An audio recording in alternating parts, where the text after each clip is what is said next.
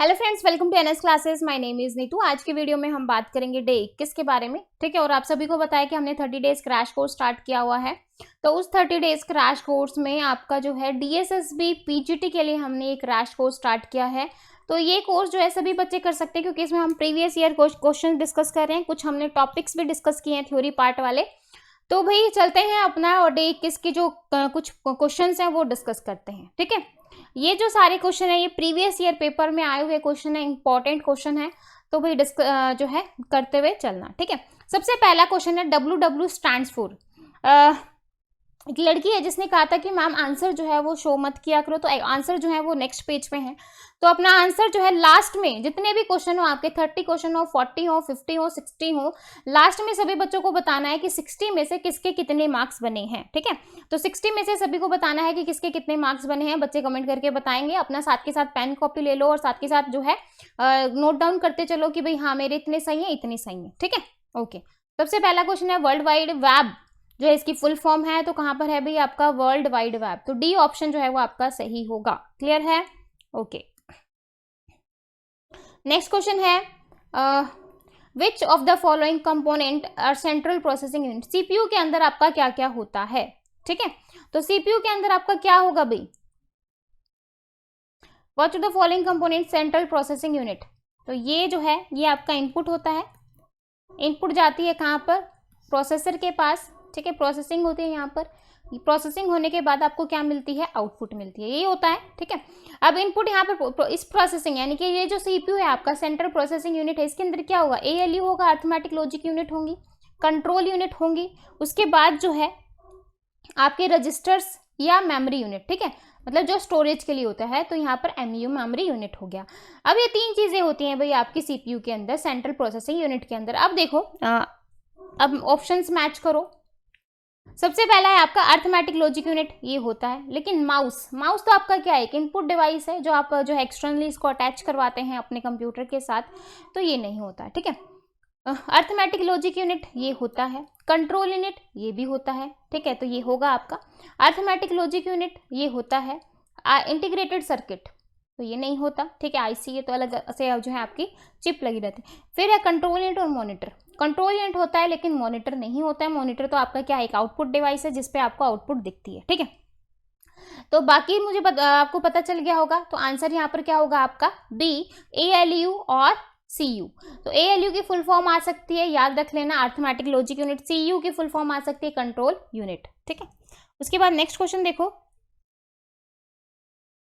Third question में बोल रहा है कि which among of the following first generation computer. देखो आपकी जो सबसे पहले थी जो जनरेशन आई, जैसे आपकी जनरेशन होती है कि आपके दादा थे, दादा के भी पापा थे यानी कि परदादा थे, फिर दादा आए, फिर आपके पापा आए, फिर आप आए, फिर आपके बच्चे आए, इस तरीके से जनरेशन चलती रहती है।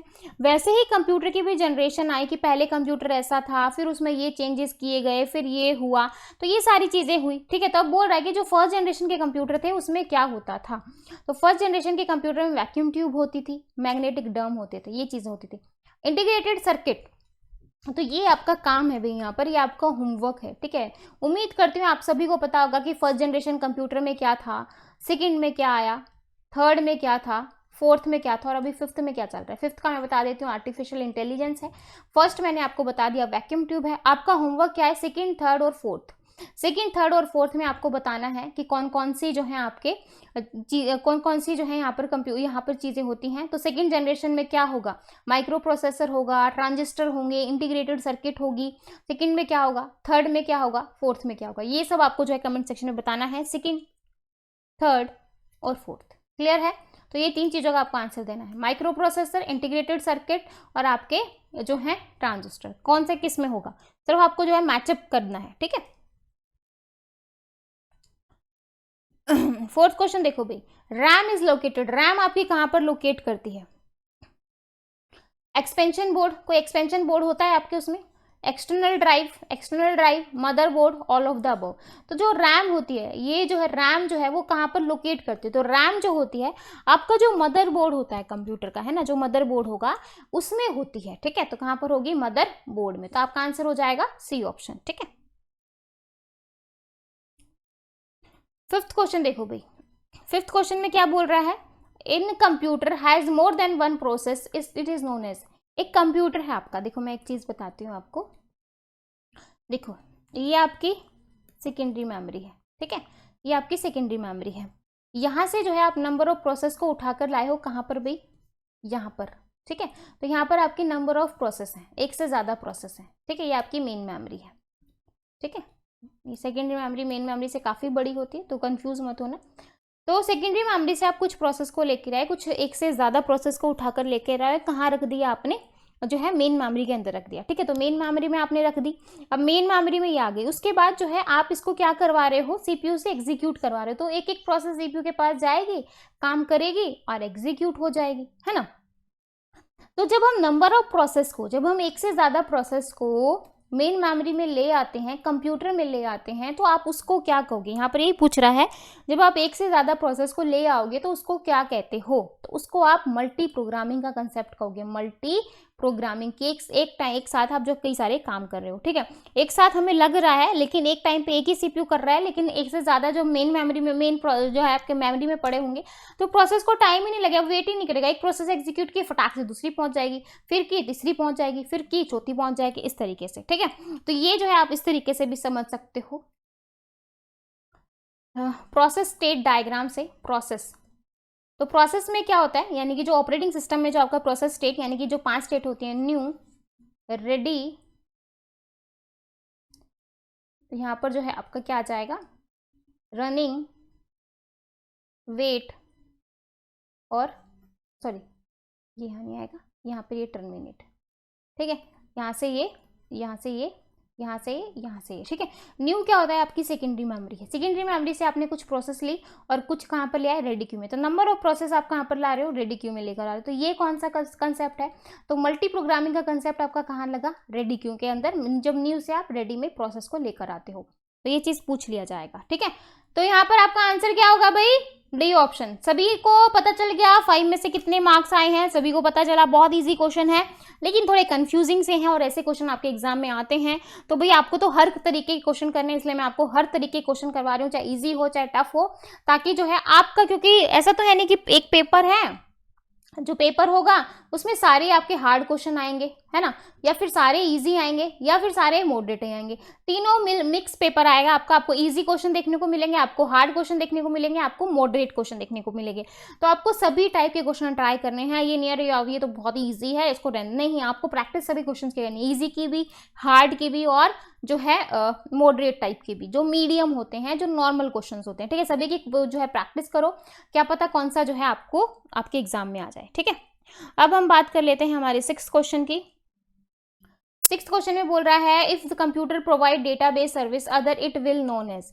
आपका जो कंप्यूटर है वो प्रोवाइड करता है, जो है क्या डेटाबेस सर्विस प्रोवाइड कर रहा है, तो उसको क्या कहोगे, वेब सर्वर कहोगे, एप्लीकेशन सर्वर कहोगे, डेटाबेस सर्वर कहोगे, या एफटीपी सर्वर कहोगे, क्या कहोगे, ठीक है। तो जो आपका कंप्यूटर प्रोवाइड कर रहा है डेटाबेस सर्विस, तो उसको क्या कहेंगे, उसको हम डेटाबेस सर्वर कहेंगे। क्या कहेंगे, डेटाबेस सर्वर। तो आपका आंसर होगा सी ऑप्शन, ठीक है। 7th क्वेश्चन देखो, 7th क्वेश्चन पूछा है यूआरएल स्टैंड फॉर। देखो आपको 2 या 1 क्वेश्चन तो डेफिनेट मिलेगा आपको एब्रीविएशन के ऊपर। एब्रीविएशन के ऊपर आपको डेफिनेटली एग्जाम में क्वेश्चन देखने को मिलेगा। तो भाई इस चीज़ को बहुत अच्छे से कर लेना, है ना। तो यूआरएल क्या स्टैंड करता है, यूआरएल होता है आपका यूनिफॉर्म रिसोर्स लोकेटर। क्या होता है, यूनिफॉर्म रिसोर्स लोकेटर। तो आपका यहाँ पर आंसर क्या हो जाएगा, ए ऑप्शन, ठीक है। सभी को पता चल गया 7 में से किसके कितने मार्क्स हैं। सभी बच्चे कमेंट सेक्शन में बताएंगे, और प्लीज वीडियो को लाइक शेयर कमेंट जरूर कर दिया करो भाई, इतना तो आप कर सकते हो, है ना, इतनी तो उम्मीद है मुझे आप सभी से। हाँ, 8th क्वेश्चन देखो, in which of the following form data is stored in computer. Data जो है वो कंप्यूटर में स्टोर होता है, किस फॉर्म में होगा, डेसिमल की फॉर्म में, बाइनरी की फॉर्म में, हेक्साडेसिमल की फॉर्म में, या ऑक्टल की फॉर्म में। देखो डेटा आपके कंप्यूटर में कैसे स्टोर होगा, आप सभी को पता है। यूजर क्या करता है, हाई लेवल लैंग्वेज में आपको कोड लिख के देता है, यानी कि इंग्लिश लैंग्वेज में कोड देता है, और कंप्यूटर उसको किस में कर देता है, कन्वर्ट, मशीन लैंग्वेज में। और मशीन लैंग्वेज कैसी लैंग्वेज अंडरस्टैंड करती है, आपकी जो बाइनरी लैंग्वेज होती है, यानी कि 1 और 0 के फॉर्म में करता है। 1 और 0 की फॉर्म में आपके पूरे डेटा को चेंज कर देता है, यही है। तो देखो क्या डेसिमल, हेक्साडेसिमल, ऑक्टल। ऑक्टल में तो जो है 0 से 7 आ जाएगा, यहाँ तो आपके 0 से 15 आ रहा है। इसमें जो है आपका जो आपकी मशीन लेवल लैंग्वेज होती है उसमें 2 ही चीज़ें होती है, तो 0 होगा या फिर 1 होगा, यही होता है। तो 0 1 कौन रखता है आपका? बाइनरी। तो आपका आंसर क्या होगा? बाइनरी। ठीक है। नाइन्थ क्वेश्चन देखो क्या बोल रहा है। Technology is used to provide internet by transmitting network is. जो टेक्नोलॉजी प्रोवाइड की जाती है इंटरनेट के थ्रू, आप उसको ट्रांसमिट करते हो नेटवर्क में, उसको क्या कहोगे? ट्रांसमीटर, डायोड, एचएसएल या डीएसएल। ठीक है, तो हम उसको क्या कहेंगे? डीएसएल। क्या कहते हैं? डीएसएल। तो आपका आंसर हो जाएगा डी। ठीक है। 10th क्वेश्चन देखो। 10th क्वेश्चन बोल रहा है which level language is assembly language. इसमें से कौन सी लेवल लैंग्वेज जो है वो आपकी असेंबली लैंग्वेज है? High level language. तो हाई लेवल लैंग्वेज जो होती है वो आपकी इंग्लिश लैंग्वेज होती है ना। और जो आपकी असेंबली लैंग्वेज होती है, असेंबली लैंग्वेज में हम मिनिमोनिक्स यूज करते हैं। क्वेश्चन आ जाए कि मिनिमोनिक्स कहाँ यूज किया जाते हैं, तो मिनिमोनिक्स जो है वो आप कहाँ पर यूज करते हो? असेंबली लैंग्वेज में, लाइक ऐड, सम, है ना, मल्टीप्लीकेशन, डिवीजन। तो इस तरह ये क्या होते हैं? मिनिमोनिक्स होते हैं। ठीक है। अब देखो असेंबली लैंग्वेज हाई लेवल नहीं, मिडिल लेवल लैंग्वेज कौन सी होगी? सी लैंग्वेज हो गई, है ना। तो क्या असेंबली लैंग्वेज आपकी सी में आती है? सी में आप इस तरह के लिखते हो? नहीं। Low level language. तो जो लो लेवल लैंग्वेज होती है उसको आप क्या कहते हो? असेंबली लैंग्वेज कहते हो। मशीन लैंग्वेज जो है आपकी 0 और 1 को जो है अंडरस्टैंड करती है। ठीक है। मशीन लेवल लैंग्वेज में तो आपकी बाइनरी जो हो गई, लाइक 0 और 1, उसको अंडरस्टैंड करेगी। ठीक है। क्लियर है भाई? क्लियर है? ओके। नेक्स्ट क्वेश्चन देखिए। 11th question, document, movies, image and photograph etc are stored at. जो आपकी जो है डॉक्यूमेंट्स हो गए, मूवीज हो गई, है ना, आप अपने कंप्यूटर में आप डॉक्यूमेंट्स रखते हैं, लाइक आपने सारे डॉक्यूमेंट बना के रख लिया, आधार कार्ड डाल लिया, ये डाल लिया, अपनी जो सारी 10th 12th की मार्कशीट रख ली, इस तरीके से आप डॉक्यूमेंट रखते हो। भी आपको अगर कोई फॉर्म भरना है या कुछ करना है, अपना अंगूठा रख लिया, अपनी जो है फोटो रख ली, ताकि कोई भी फॉर्म आए तो फटाक से भर दो। ठीक है। तो डॉक्यूमेंट्स, मूवी, इमेजेस, फोटोग्राफ जो है वो आप कहाँ पर स्टोर करवाते हो? एप्लीकेशन सर्वर पे, वेब सर्वर पे, जो है प्रिंट सर्वर पे, या फिर फाइल सर्वर पे। तो कहाँ करवाएंगे हम इसको? फाइल सर्वर पे हम स्टोर करवाते हैं। कहाँ पर स्टोर करवाते हैं? फाइल सर्वर पे। तो आपका आंसर हो जाएगा डी ऑप्शन। ठीक है। 12th क्वेश्चन देखो। 12th क्वेश्चन में क्या कह रहा है? Which of the following used in RAM. RAM में क्या यूज किया जाता है? रैम क्या होती है आपकी? Random access memory. रैम क्या होती है आपकी? रैंडम एक्सेस मेमोरी होती है। और ये जो है कहाँ पर यूज की जाती है? कंडक्टर में, सेमीकंडक्टर में, वैक्यूम ट्यूब में और ट्रांजिस्टर में। ठीक है। तो रैम को जो है, रैम में क्या यूज किया जाता है? सेमीकंडक्टर। क्या यूज किया जाता है? सेमीकंडक्टर। मैंने आपको पढ़ाया भी था जब मैंने आपको माइक्रो प्रोसेसर पढ़ाया था इसी 30 डेज क्रैश कोर्स के अंदर, तो मैंने आपको ये चीज़ भी करवाई थी, और ये कई बार एग्जाम में क्वेश्चन आया, तो ये याद रख लेना। ठीक है। तो रैम में क्या होता है? रैम में क्या यूज किया जाता है? सेमीकंडक्टर। रैम की फुल फॉर्म क्या होंगी? Random access memory. ठीक है। 13 क्वेश्चन देखो भाई। 13 क्वेश्चन में क्या बोल रहे हैं? जीयूआई की फुल फॉर्म पूछिए। GUI स्टैंड्स फॉर, GUI क्या होता है आपका? ग्राफिकल यूजर इंटरफेस होता है। तो ये तो इंस्ट्रूमेंट हो गया, गलत हो गया। यूनिफाइड हो गया, गलत हो गया। यूनिफाइड हो गया, गलत हो गया। तो यूजर इंटरफेस। तो आपका आंसर हो जाएगा डी ऑप्शन। ठीक है।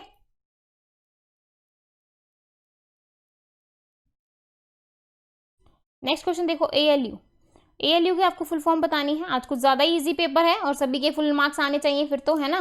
सभी के फुल मार्क्स आने चाहिए कि नहीं आने चाहिए?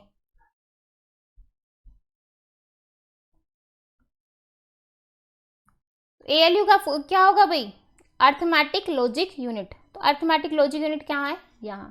तो आपका आंसर क्या हो जाएगा? ये। ठीक है। जिसमें आप जो आपकी अर्थमेटिक जो मैथमेटिकल जो ऑपरेशन है, लाइक प्लस माइनस, ये सब आप करवाते हो। ठीक है, कैलकुलेट करते हो।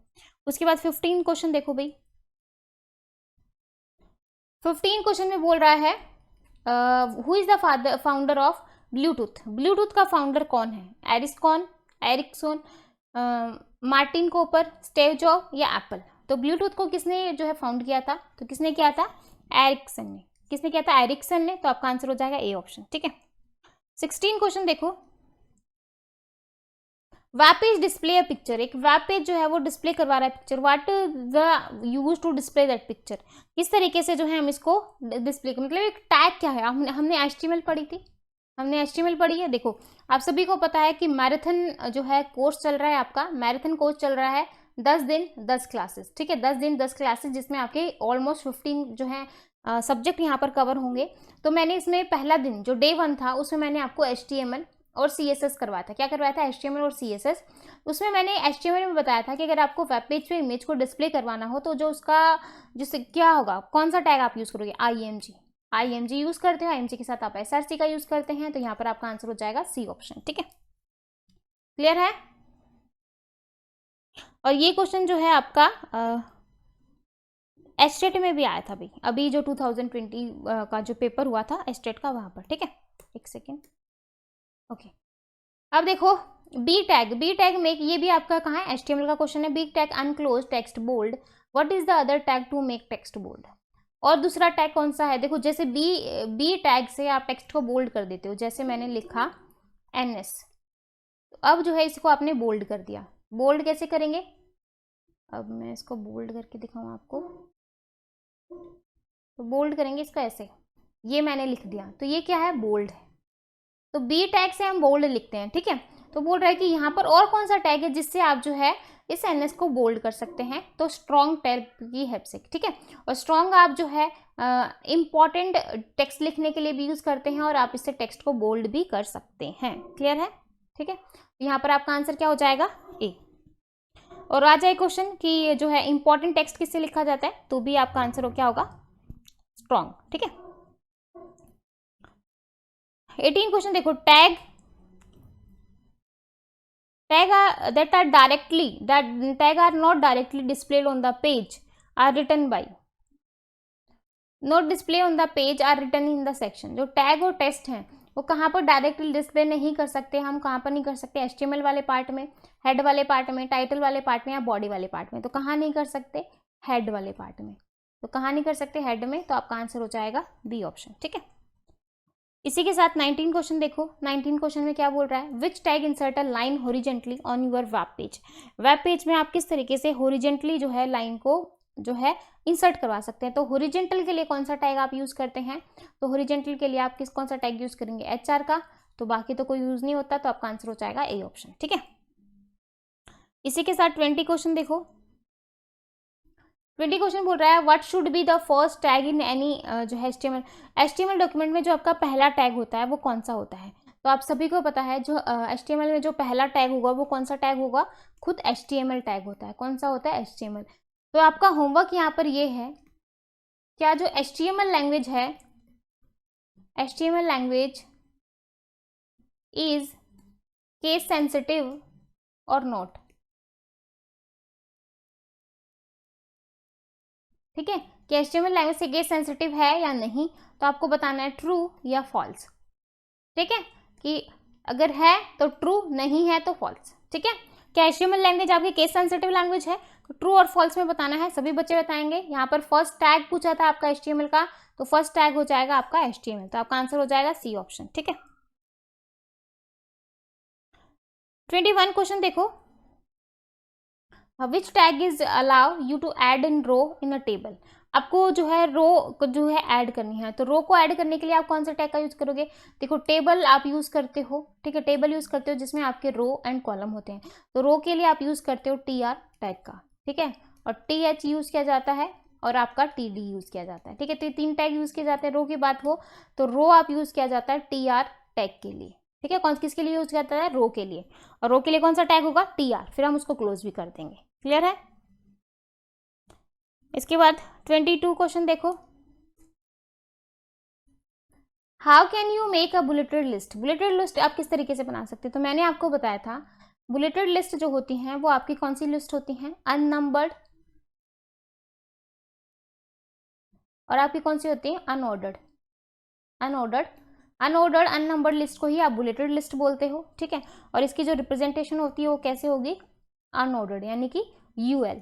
और ऑर्डर्ड लिस्ट हो, ये आपकी ऑर्डर्ड लिस्ट है, इसकी रिप्रेजेंटेशन ऐसे होगी। ठीक है, अनऑर्डर्ड लिस्ट का जो है बाय हम इसको बुलेट से यूज करते हैं, और बाय डिफॉल्ट जो बुलेट आप यूज करते हो लिस्ट को डिस्प्ले करवाने के लिए, तो आप यूज करते हो डिस्क का, और इसकी रिप्रेजेंट होती है गोला और इसके अंदर सर्कल। ठीक है, फिर हम यूज करते हैं स्क्वायर, तो इस तरीके से स्क्वायर होता है। ठीक है, फिर होता है सर्कल, इस तरीके से सर्कल का यूज करेंगे। ठीक है, तो ये होते हैं भाई यहाँ पर। 22 क्वेश्चन क्लियर है? 22 क्वेश्चन क्लियर है भाई? एक सेकेंड।